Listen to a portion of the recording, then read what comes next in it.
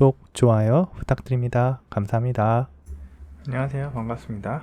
오늘은 패스트 API로 Vertical Slice 아키텍처를 구현해보는 방법을 알아볼 거예요. 그 중에서 오늘은 미디에이터까지 알아볼 거고요. 미디에이터가 이벤트 메커니즘을 처리해 줄 겁니다. 그래서 일단 지금 제 여기 화면을 보시면 처음에 패스트 API에 대한 프로젝트를 하나 만들 거예요. 그래서 포트리로 new 패스트 API vertical slice라고 할 겁니다. 자, 이 광자는 근데 파이썬 포트리 패스트 API에 대한 기본적인 지식이 있다고 가정하고 제가 진행하고 있어요.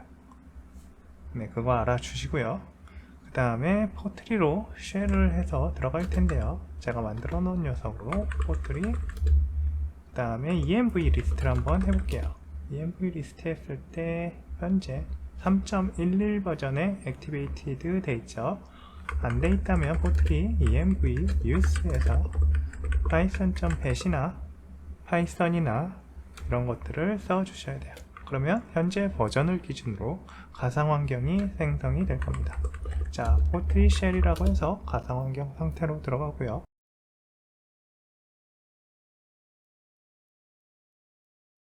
이 포트리로 패스트 API 패키지를 설치를 할 거예요. 포트리 add 패스트 API all 이라고 할게요. .env라든지 유비콘들을 사용을 할 거기 때문에 그냥 all을 해서 모두 설치할 겁니다. 관련된 패키지들을 설치를 했어요. 자, 이제 비주얼 스튜디오로 해당하는 폴더를 열어볼 거예요. 이제 에디팅은 비주얼 스튜디오 코드로 할 거니까 관련된 폴더로 들어가서 금방 만들었죠. 이제 비주얼 스튜디오 코드로 여시면 돼요. 저는 이렇게 열었고요. 자, 열고 나서 보니까 패스트 API vertical sliced 테스트 이렇게 두 개의 폴더가 생성이 됐죠. 그 다음에 py 프로젝트 toml이라 그래서 관련된 패키지들도 설치가 됐어요.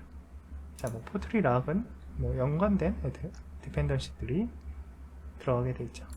자, init py는 이제 과거 파이썬 이전 버전하고의 호환을 위해서 패키지 임포트 할 때 사용하도록 되어 있었죠. 모듈들 임포트 할 때. 그래서 있습니다. 저희도 활용을 할 수 있고요. 자, 어쨌든 이런 형태로 만들어 놓습니다. 그리고 나서 vertical slice 이 녀석 이름을 바꿀 거예요. 자, src라고 그냥 바꿀 겁니다. 네, 이렇게 변경을 해주시고 그 밑에다가 자, 파일을 하나 만들어서 main.py라고 할게요. 그리고 main.py에는 제가 코드를 미리 만들어 놓은 게 있어요. 자, 아주 간단한 vertical slice architecture 패스트 API고 hello world 하나는 get으로 하나는 post로 구성을 해놨습니다. 자, 이 상태에서 실행을 해보면 실행이 돼야 돼요. 자, 터미널을 올릴 거예요. 포매터 추가한다고 하는데 추가해 주시고 안 하셔도 됩니다. 그 다음에 new terminal 해서 가보시면 지금 자동으로 여기 들어가시죠. 가상 환경에. 그러면 이제 가상 환경 상태에서 유비콘을 실행을 시켜 봐야 돼요. 유비콘.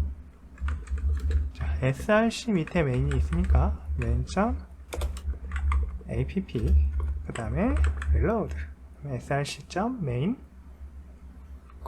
app 다시 reload 하시면 돼요. 자, 이렇게 했을 때 정상적으로 실행이 되면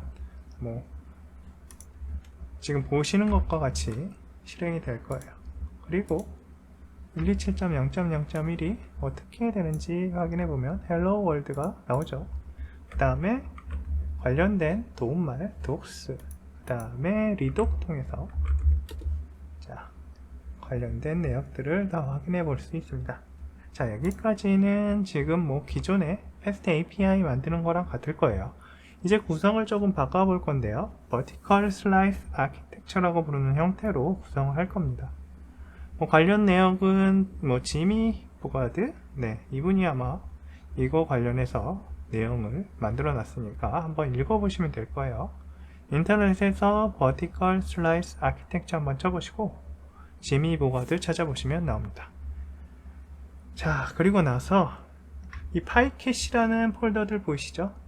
네, 이거 되게 보기 싫은데 실행할 때마다 저런 게 생길 겁니다. 그래서 저희는 필요가 없으니까 exclude 해버릴 거예요. 그래서 파일, preference, settings 가셔도 되고요. 컨트롤, 그 다음에 이 쉼표 누르시면 이렇게 나와요. 그 다음에 워크스페이스로 이동하고요. 워크스페이스에서 exclude 관련된 녀석을 찾아보시면 있을 거예요. 여기 있죠? Files, exclude. 자, 별표 슬래시 저 파이캐시 요 녀석을 리네임 한다고 해가지고 복사를 해가지고 여기서 넣어볼게요. 이렇게 복사하는 게 편하겠죠? 그 다음에 정확할 거예요. OK 누르시면 자, 사라지는 거 보이시죠? 네, 이제부터 이 파이캐시라는 거는 비주얼 스튜디오 코드 현재 이 패스트 API Vertical Slice라는 이 프로젝트에서 보이지 않을 겁니다. 자, 유저 단위로도 할 수 있고요. 워크스페이스 단위로도 할 수 있어요. 근데 우리가 항상 파이썬만 쓰는 건 아닐 테니까 비주얼 스튜디오 코드로 자, 애드 패턴 할 때 워크스페이스에다가 넣으시면 됩니다. 그 이후에 이제 프로젝트 구조를 다시 한번 볼게요. main.py 밑에 이렇게 돼 있죠. 근데 어떤 경우에 보면 여기 이 패스트 API를 뭐 찾을 수 없다고 에러가 나는 경우가 있어요. 컨트롤 시프트 P 누르시고 여기에서 select interpreter라고 있죠. 파이썬 요거 누르시면 이렇게 나와요.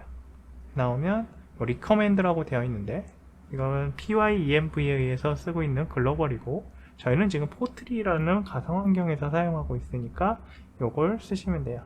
다른 게 선택되어 있어서 요걸 못 찾는다고 나올 때가 있습니다. 자, 포트리 밑으로 가시면 됩니다. 자, 이렇게 설정하시면 이제 버전이 맞아서 패스트 API를 찾을 수 있어서 여기 뭐 에러 같은 게 뜨지는 않을 거예요. 물론 이 에러가 있다고 해서 실행이 안 되는 건 아니에요. 근데 보기도 싫죠. 자, Pictures에 이제 제가 폴더를 하나 추가를 할 거예요. Pictures하고 Infrastructure 그리고 Shared라는 걸 만들 겁니다. New 폴더 해가지고요. ATURES Pictures 그 다음에 New 폴더하고 Infrastructure 그 다음에 마지막으로 Shared를 할 거예요. 폴더 해가지고 Shared. 자, 이렇게 하시면 기본적인 폴더 구성이 된 거고요. 저희는 이제 피처 밑에다가 뭔가를 넣을 거예요. 자, 피처 밑에다가 이제 헬로라는 기능을 하나 넣겠습니다. 뉴 폴더 말고 파일 말고 뉴 폴더에서 또 헬로 라고 하고요. 이제 이거 밑에다가 파일을 하나 만들 건데요. endpoint.py라고 할게요. 자, 이렇게 하면 파일 하나만 생성이 될 거예요. 그리고 엔드포인트의 내용은 다음과 같이 구성합니다. 자, API 라우터 조금 키워볼까요? 내용.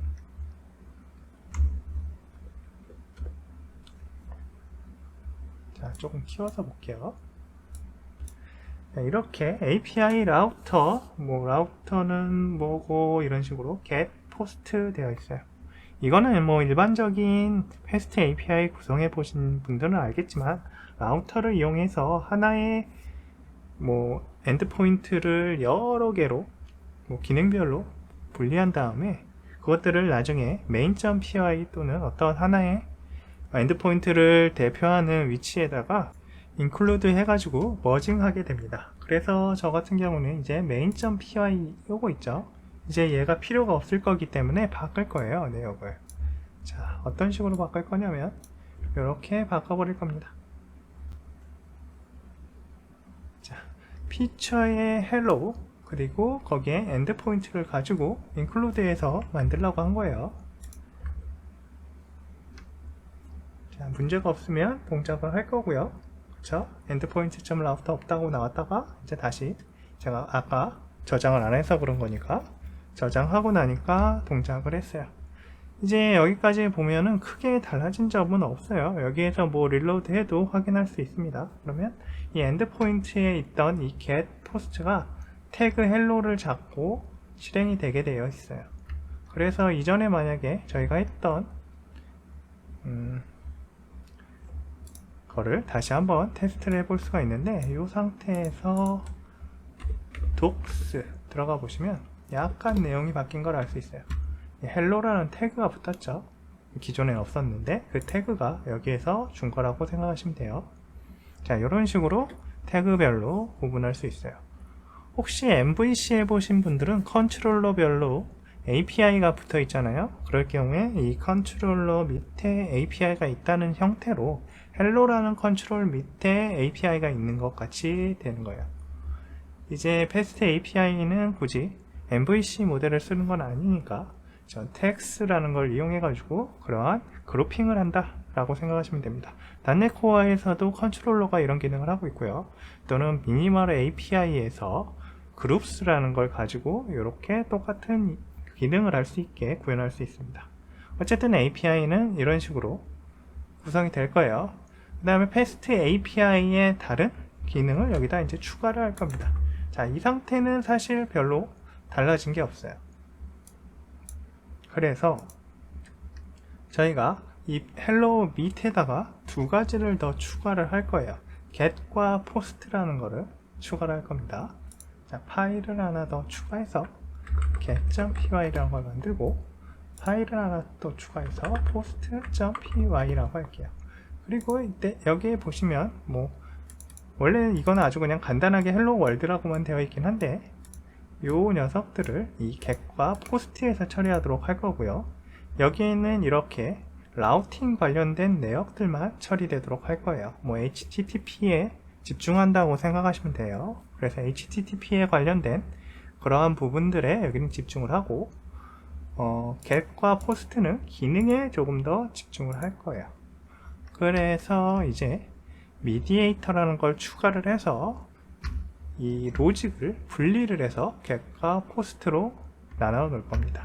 자, 터미널로 다시 들어가신 다음에 여기에서 포트리 add mediate r 이라는 걸 만들 거예요.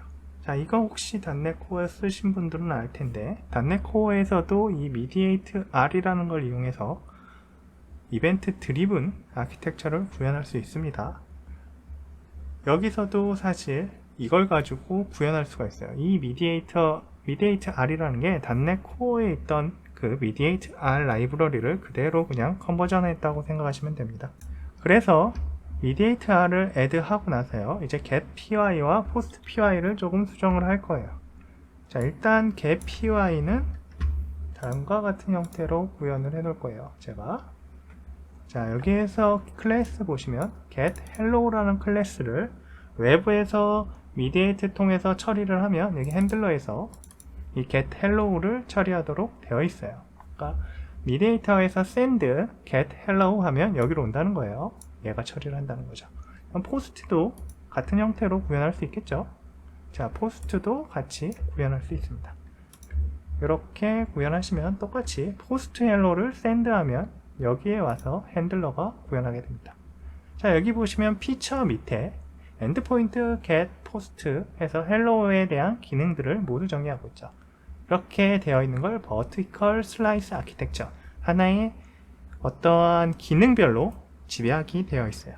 레이어별로 구분을 하지 않아요. 그러니까 예를 들어서 뭐 데이터 액세스 레이어라 해서 데이터만 따로 처리하고, 도메인 레이어라 해서 도메인만 따로 처리하고, 뭐 웹 앱이라 그래서 웹 앱만 따로 처리하는 형태로 레이어 구성을 하지 않고요.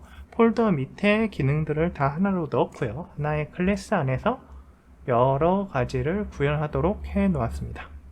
자, 이렇게 어떻게 보면은 옛날 방식인데 라고 생각할 수 있는데, 그 안에서 계속적인 리팩토링을 통해서 그러한 의존성을 끊어내요.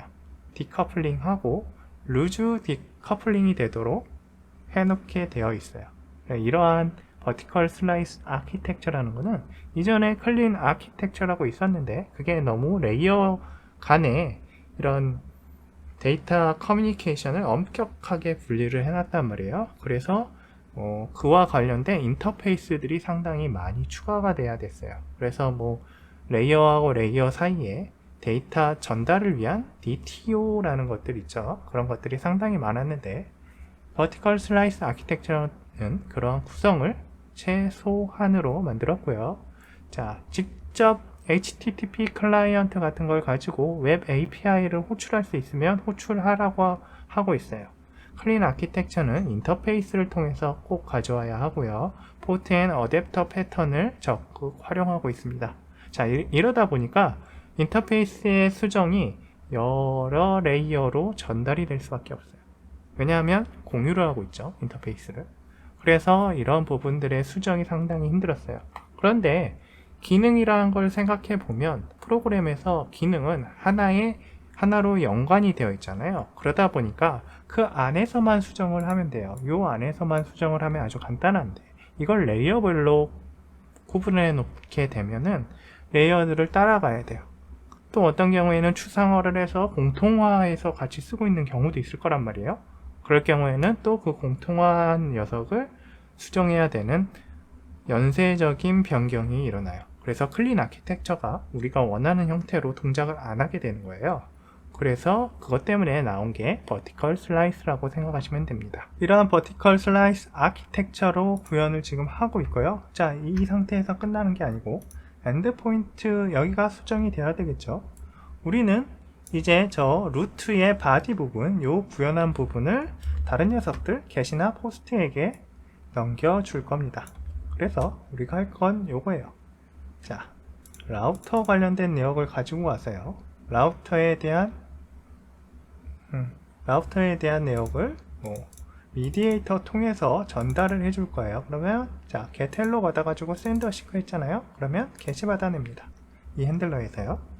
그리고 이쪽 포스트도 할 거 아니에요. 포스트 하면 이쪽 포스트에서 또 받아냅니다. 자, 이런 식으로 해서 구현이 돼요.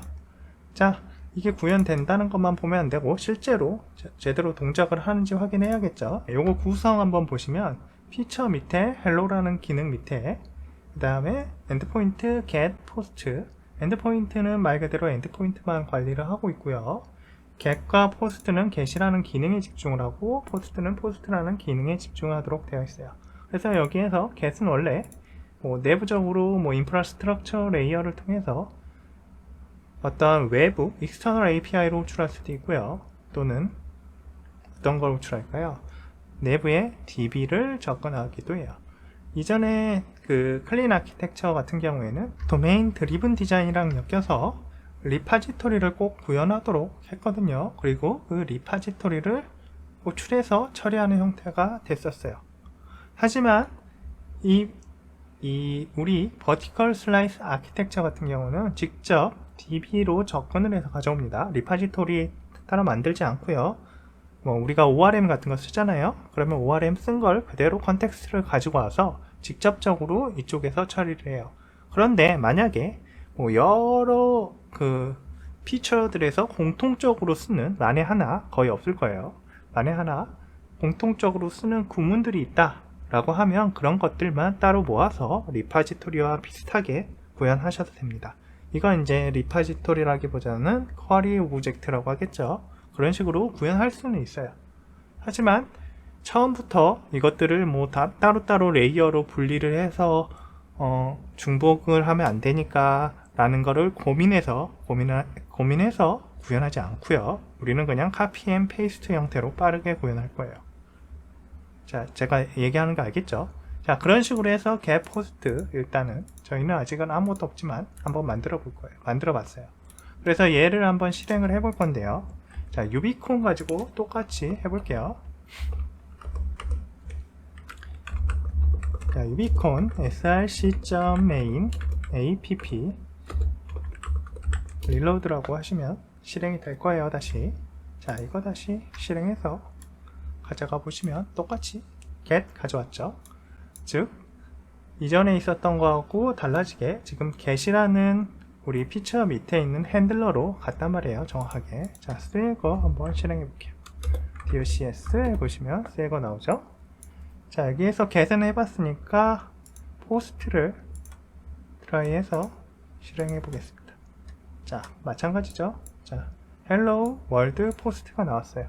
즉, 이 포스트 핸들러로 이동해서 처리가 되었다는 얘기예요. 자, 오늘은 미디에이터 가지고 이벤트 드리븐 아키텍처를 이용하는 방법을 보여드렸고요. 자, 버티컬 슬라이스 아키텍처의 기본적인 폴더 구조를 알려드렸습니다. 다음 시간에는 인프라스트럭처 관련돼서 데이터베이스와 연관된 내역을 해볼 거예요. 오늘은 여기까지 하겠습니다. 감사합니다. 구독, 좋아요 부탁드립니다. 감사합니다.